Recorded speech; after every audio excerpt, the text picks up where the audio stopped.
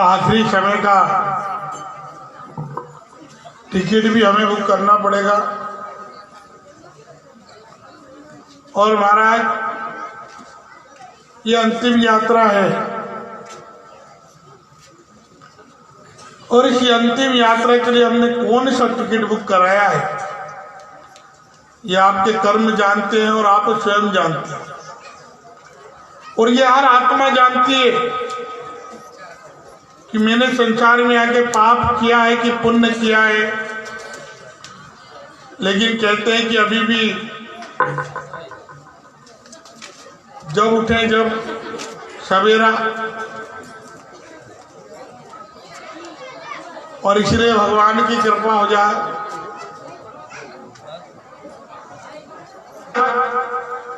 यात्रा तो करना है सबको।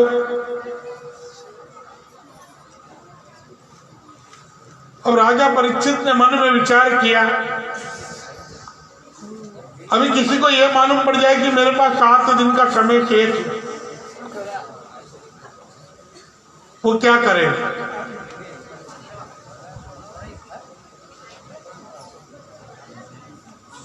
यदि आप लोगों को कोई को मालूम पड़ जाए कि आपके पास 7 दिन है, आप क्या करोगे?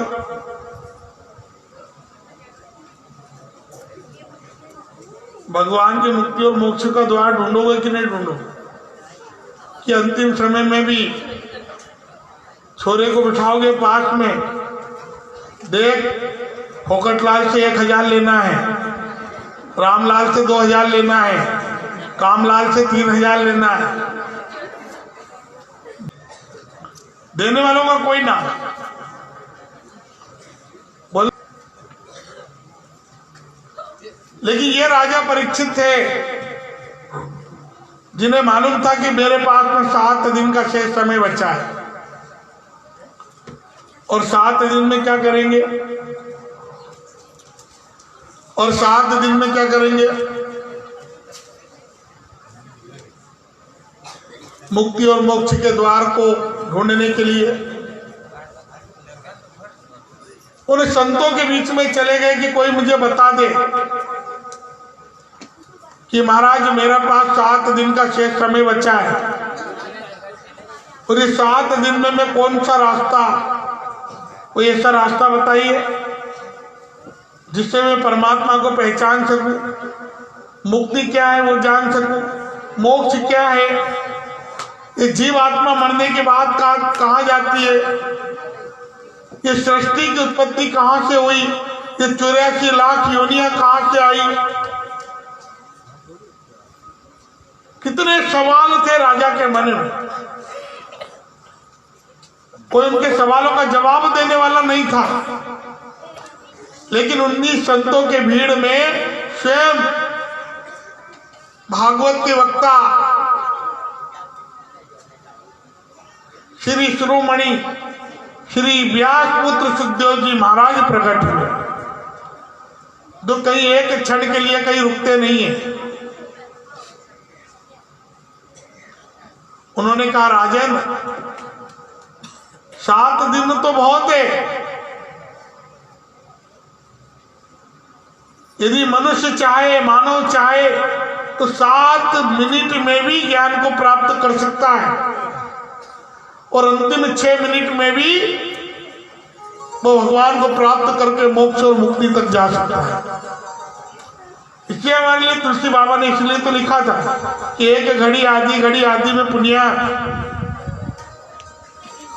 राजा खड़वाग इसका उदाहरण बताया गया। लेकिन अंतिम 6 मिनट में परमात्मा को याद किया और उनको वैकुंठ के द्वार मिले। लेकिन हम लोग अंतिम समय किसको याद करते हैं? अब जिनको बेटों से प्यार हो गया, ए कालू, ए भोलू,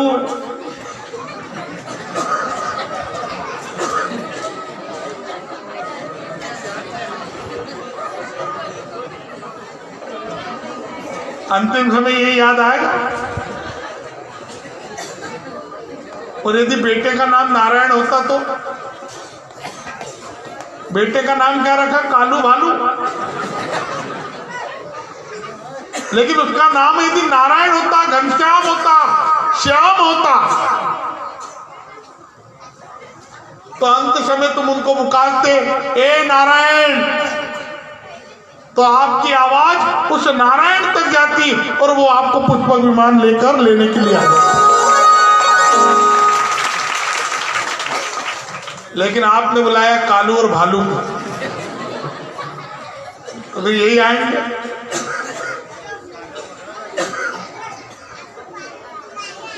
और वैसे भी आजकल दो टांगों वालों के नाम रखना लोगों ने छोड़ दिया।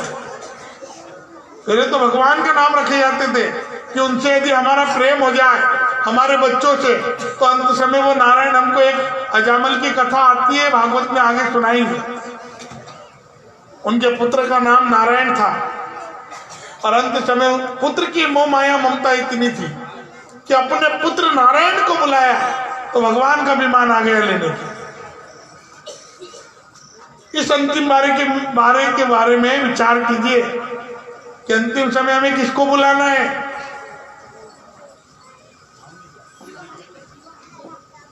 लोगों ने भगवान के नाम रखना छोड़ दिए, दो टांग वाले लोगों के नाम रखना छोड़ दिए। अब लोग अपने पुत्रों के नाम चार टांग वाले, इशारा दो,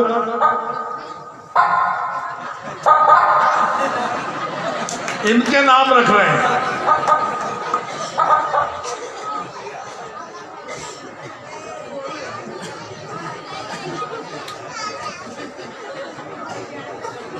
रख रहे हैं कि नहीं रख रहे हैं? तो ये आपको मोक्ष और मुक्ति दिला देंगे। मुक्ति दिलाने वाले राम और श्याम ही हैं। भगवान के 1008 नाम है, गोपाल श्रेष्ठ नाम है। उनका नाम रखे कि अंतिम समय यदि परिवार से मोह माया ममता भी हो तो कम से कम उनको याद करे तो भगवान लेने के लिए आ जाए। और इसलिए महाराज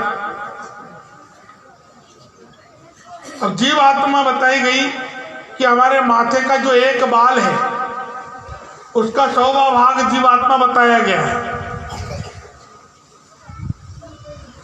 हमारे माथे का एक बाल और उसका 100वां भाग आपकी जीवात्मा है, यानी आपके शरीर के अंदर जिसको आज तक किसी ने देखा नहीं है। वो एक रोम छिद्र से भी बाहर निकल जाए तो आप पता नहीं हो सकता आपको कि आपकी आत्मा बाहर हो। एक रोम छिद्र से भी निकल जाए, मुख की बात तो छोड़ो, 10 दरवाजे से तो निकलेगी, लेकिन ये हजारों जो रोम छिद्र हैं इसमें से यदि वो निकल जाए तो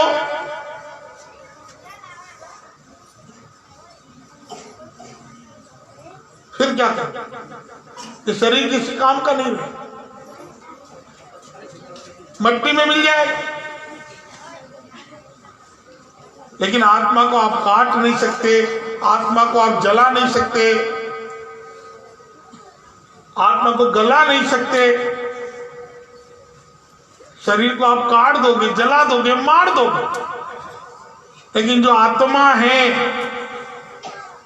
यह विचार कभी मन में मत लाइए कि मैंने अपने आप को मार लिया तो आप उससे मुक्त हो गए हैं। तो अंदर बैठा है वो विशेष है, ये ऊपर वाला तो चोला है।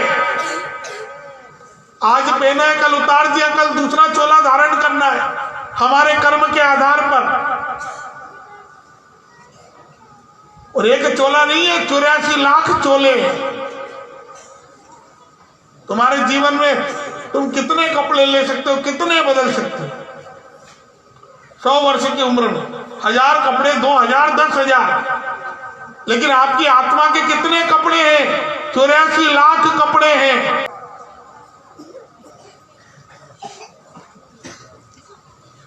सोचिए कहां भटकना पड़ा। और अंतिम 84 लाख भटकने के बाद ही मनुष्य रूप में आए। और यहां से 2 रास्ते जाते हैं, चिंतन करे तो चरण और चिंता करे तो चिता।